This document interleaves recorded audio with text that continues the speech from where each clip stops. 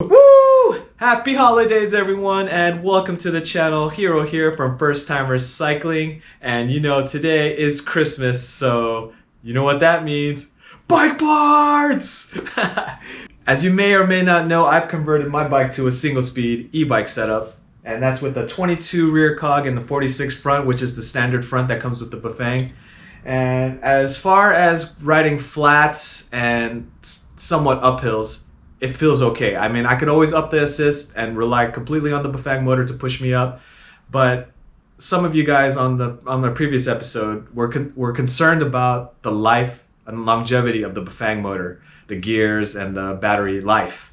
So you guys were suggesting that I go with the bigger cog in the back or smaller cog or smaller chainring up front.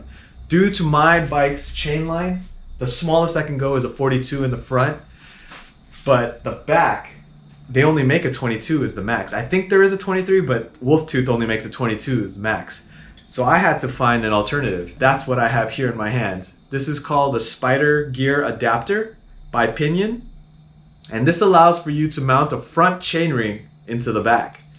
So this will mount like so. I'm not sure if it's in the front or the back, but it would mount just like this. And this is a 104 BCD. It will go right over the SRAM and Shimano free hub. I went with 34 just because previously, before I went single speed, I was on a 9-speed. 34 was my biggest sprocket, and it did pretty well on the uphills. So I think 34 as a single speed should be good. And you know, I just can't wait to try this out just to see if it'll work.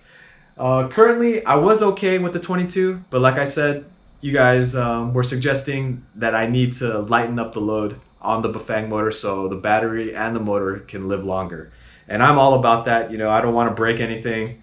So I'm really curious to try this. And if you guys are considering changing to single speed and, you know, ditch the derailleur and all the headaches, here's to that. And if this works, everything will be down in the description below, where I bought this, where I got this chainring and all that. So yeah, enjoy.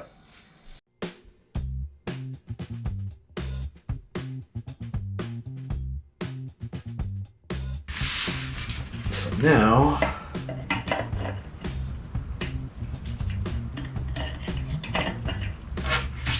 that's on there. Get that spacer on there and tighten it down. Just hand tightening.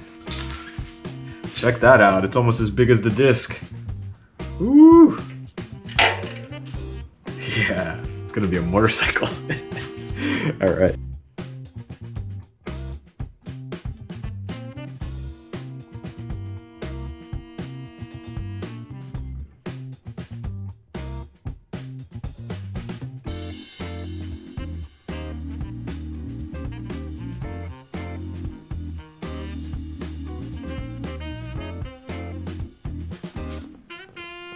There you go. It's the adapter. 34 tooth. New chain. I only had to take off 2 links and I had to use a tensioner. So yeah, let's see how fast this can go. First, I'm trying speed number or pedal assist 1 just to make sure everything's good.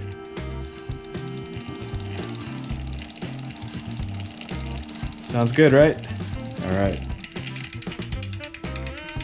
Cranking it up to pedal assist 9. I want to see what the top speed is.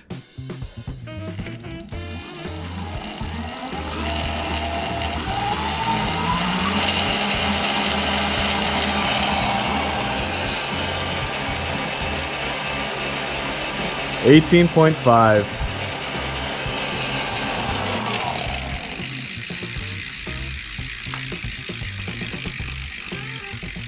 That's a given because, you know, bigger cog in the back, you're gonna spin more.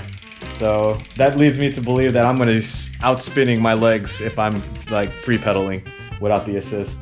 But anyways, that is cool, and I can't wait to try it on the trails just to see how it performs.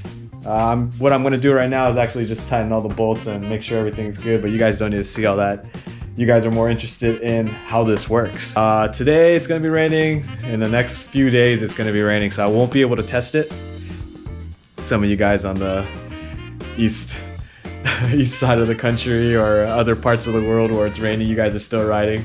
I'm not about that life right now. I don't have the gear for it, and I don't want to be all muddy. I don't have a way to transport my bike to and from the places right now. I would have to ride there and ride back, which is what the e-bike is capable of doing, but I'm not down.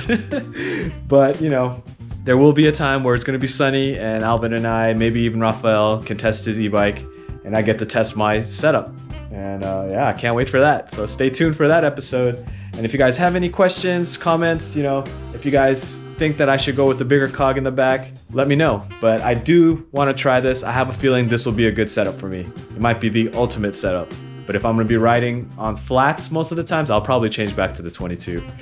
But yeah, stay tuned for our next episodes in the future, and you'll get more feedback from me about this setup. All right, thanks for watching, guys. Woo! Happy holidays, and have a happy new year. Peace!